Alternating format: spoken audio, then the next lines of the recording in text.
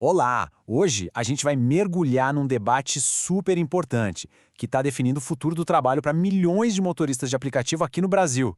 Sabe, a discussão toda começa com uma pergunta bem simples. Uma que talvez muita gente já tenha se feito na hora de chamar um carro ou pedir comida por aplicativo. Afinal, quem está ali no volante é um funcionário, com direitos, ou é um empreendedor, o próprio chefe, com toda a flexibilidade que isso implica? Pois é, mas não se engane, essa pergunta vale bilhões de reais. E ela está no centro de um debate nacional gigantesco. Não é uma briga qualquer, não. É uma verdadeira batalha que envolve os trabalhadores de um lado, as gigantes de tecnologia do outro e até o governo e a justiça no meio de tudo isso. Então, para entender essa briga, vamos começar olhando pelo lado dos motoristas. E para eles, a palavra-chave aqui é uma só: controle. Olha só o que diz o Paulo Galo Lima, que é um líder do movimento dos entregadores. Para ele e para muitos outros, essa história de ser empreendedor, de ser o próprio chefe, bom, na prática não é bem assim. A sensação é outra. É a de ser só mais uma peça numa engrenagem enorme, onde quem manda de verdade, quem toma as decisões, não são eles. E essa analogia do rio que um ativista usa é muito forte para explicar esse sentimento. Imagina só, por muito tempo, uma comunidade pescava num rio que era de todo mundo, livre. Aí, de repente, chega alguém com muito dinheiro e tecnologia e desvia o rio inteiro para uma fazenda particular. O rio público seca. E agora, para ter acesso aos peixes, os antigos pescadores precisam entrar na fazenda e seguir as regras do dono e ainda entregar a maior parte do que pescam. A ideia aqui é que o mercado de entregas era esse rio e as plataformas o privatizaram. E esse controle não é só uma ideia, ele aparece de formas bem concretas. São as plataformas que decidem o preço de tudo.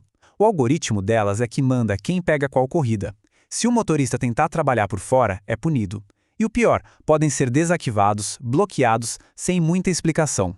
Existe até o tal do bloqueio branco, que é quando eles simplesmente param de mandar corridas para quem é ativista, sem avisar nada. Então, o argumento dos motoristas é: com tanto controle assim, que autonomia é essa?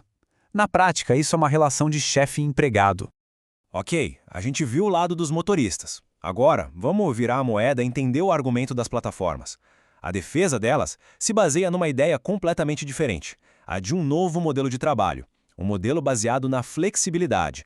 E é aqui que o nó aperta, sabe? A gente tem duas visões totalmente diferentes sobre o mesmo negócio. Para os motoristas, é uma empresa de transporte, o que implica subordinação e eles sentem como exploração. Já para as plataformas, elas são só intermediárias de tecnologia, oferecendo uma parceria, uma oportunidade. A definição que se escolhe muda tudo, leva a conclusões que são literalmente opostas. A defesa das plataformas é a seguinte: olha, nós não somos uma empresa de táxi ou de entrega. Nós somos uma empresa de tecnologia.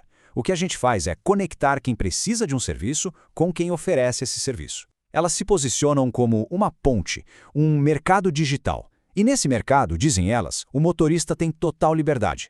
Ele liga o app quando quer, desliga quando quer, trabalha onde quer. E o preço dinâmico? Bom, isso seria só a lei da oferta e da procura funcionando. No fim, a visão delas é que elas criaram uma forma de milhões de pessoas terem uma fonte de renda. Essa metáfora que a Uber usou no Supremo Tribunal Federal é perfeita para entender essa visão. Eles não se veem como o capitão do navio, que dá ordens. Eles se veem como o próprio mar. Um mar navegável, um caminho aberto. E os motoristas são os navegadores independentes, que usam esse mar para chegar onde querem. Bom, com visões tão opostas, sem chance de um acordo, a história foi parar na Justiça e no Congresso. Agora são eles que estão tentando desembolar esse nó e criar as regras do jogo. E a coisa séria: o caso chegou no Supremo Tribunal Federal, a corte máxima do país. Eles estão julgando agora se existe ou não vínculo de emprego. Isso depois de a Justiça do Trabalho já ter dito que sim em alguns casos. A decisão que sair dali vai valer para todo mundo, vai ser um marco para todo esse mercado. Enquanto isso, lá no Congresso Nacional, a discussão também está pegando fogo. E é bem interessante ver que existem pelo menos 3 caminhos diferentes sendo propostos. Uma ideia é mudar o Código Civil para dizer basicamente: plataforma, se você controla o preço, então você é responsável. Ou seja, ou abre mão do controle, ou assume o vínculo. Outra proposta mexe na CLT para garantir que as plataformas paguem pelo menos a previdência social. E tem ainda uma terceira via, que é criar do zero a categoria do motorista autônomo. São 3 soluções bem diferentes para o mesmo problema. E no meio disso tudo surge uma proposta muito inteligente, vinda dos próprios sindicatos: o trabalhador plataformizado intermitente. A ideia é genial. A cada corrida finalizada, o trabalhador já receberia, junto com o valor da viagem, uma pequena fração correspondente a direitos como férias e 13º. Manteria a flexibilidade, mas garantiria direitos básicos de uma forma que se encaixa na lógica do aplicativo. Certo. Diante de tudo isso, a gente se pergunta: e agora? Para onde vai essa história? A resposta que sair desse debate, seja da Justiça ou do Congresso, vai ecoar muito além das corridas de carro e das entregas de comida.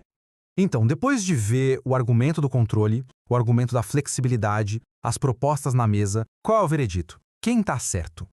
A verdade é que essa resposta ainda não existe. Ela está sendo escrita agora, neste exato momento, nos corredores do Congresso e nos tribunais do Brasil. O futuro de milhões de pessoas está literalmente sendo decidido.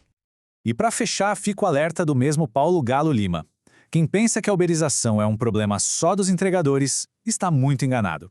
Porque essa discussão sobre controle, sobre flexibilidade, sobre o que são direitos básicos no século XXI, ela não é sobre aplicativos. Ela é uma amostra do que pode ser o futuro do trabalho para todo mundo.